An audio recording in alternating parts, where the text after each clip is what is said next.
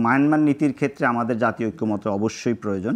Rakhine রাজ্যে যে মানবিক বিপর্যয় হচ্ছে এবং রাখাইন রাজ্যের যে কনফ্লিক্টের একটা লং হিস্ট্রি আছে, বাট যেটা ইউএনডিপি যেটা লাস্ট নভেম্বরে সেখানে একটা দুর্ভিক্ষের আভাস দিচ্ছিলেন। এখন প্রশ্ন হচ্ছে যে সেখানে যদি রোহিঙ্গা সমস্যাটা যেমন আছে, সেখানে যদি এই ধরনের কনফ্লিক্ট এসকালেট করে এবং এই ধরনের কনফ্লিক্টের কারণে দুর্ভিক্ষ দেখা দেয়, সেটা একটা স্পিল ওভার এফেক্টও হতে পারে।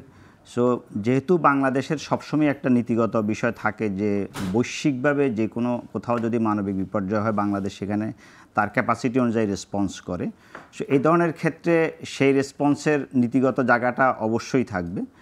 বাট যেই কনসার্নের বিষয়গুলো আসছে সে সম্পর্কে পররাষ্ট্র উপদেষ্টা যেটা বলছেন যে শর্ত সাপেক্ষে।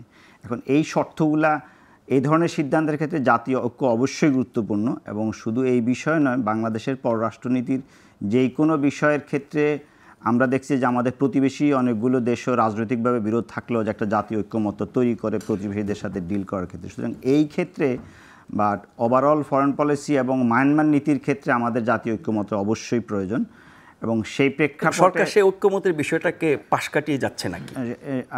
সেক্ষেত্রে ঐক্য যেহেতু শর্তগুলোর বিষয় এখনো আলোচনায় আছে, সেহেতু বিষয়টার ক্ষেত্রে জাতীয় ঐক্যমত্য তৈরির সুযোগ এখনও আছে।